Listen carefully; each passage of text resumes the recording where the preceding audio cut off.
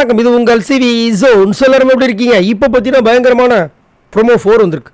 அதாவது காலையிலேருந்து பார்த்தீங்கன்னா இது 4வது ப்ரோமோ. எல்லாத்துலேயுமே வேறு மாதிரி வெறித்தனமான சம்பவங்களாக வருது. பட் ப்ரோமோ 5 வரும்னு நினைக்கிறேன்.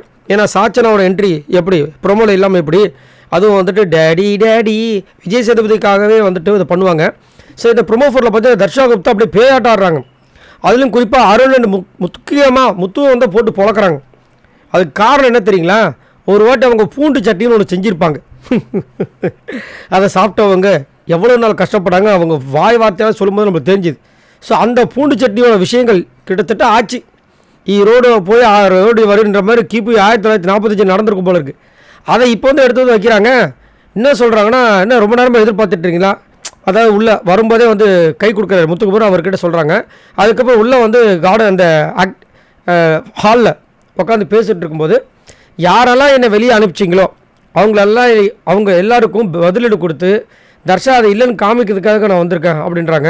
அப்புறம் அருணை கலாய்க்கிறாங்க. என்ன அருண், சீரியலில் எப்படி ஆக்ட் பண்ணுவீங்களோ அதே மாதிரி இங்கேயும் ஆக்ட் பண்ணிட்டு இருக்கீங்க போல இருக்குது.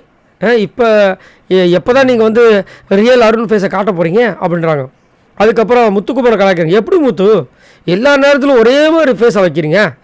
யாராச்சும் உங்களை கழுவி ஊற்றுனாலும் அதே மாதிரி தான் பண்ணுறீங்க. முத்து ஒரு வேஸ்ட்டு அப்படி சொன்னாலும் நீங்கள் பண்ணுறீங்க அப்படிங்கும்போது அவர் அதே மாதிரி ஃபேஸ் காமிக்கிறார். இப்போ கூட பாருங்கள் ஒரே மாதிரி காமிச்சிட்ருக்கீங்க. நீங்கள் நல்ல நடிகன்டா அப்படி தாங்க எனக்கு தோணுதுன்னு சொல்லிட்டு போட்டு பொழக்கிறாங்க. ஆனால் அதுக்கப்புறமா லைவில் வந்து போனதுனால வேறு விஷயம், வேறு மாதிரி சம்பவங்கள் நடந்துச்சு. ஏன்னா இவங்க சொன்ன விஷயங்களை அப்படியே அவர் கலாச்சார்.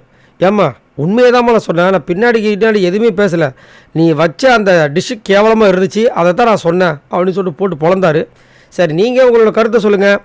ரீயூனியனாக வந்தவங்களுக்கு இந்த மாதிரி ஒரு டாஸ்க்குன்ற மாதிரியும் கொடுத்து ஃப்ரீடமையும் கொடுத்து இங்கே வந்து இன்னுமே சண்டை பயங்கரமாக போயிட்டுருக்கு. அது மட்டும் இல்லாமல் இதில் மிட்வீக் எவிக்ஷன் இந்த வாரம் இருக்குன்ற மாதிரி சொல்லியிருக்காங்க. அது இன்றைக்கா நாளைக்கான்றது தெரியல, பார்க்கலாம். ஸோ நீங்கள் உங்களோட கருத்து சொல்லுங்கள். இந்த வாரம் மிட்வீக் எவிக்ஷனில் யார் மாட்டுவாங்கன்னு நினைக்கிறீங்க?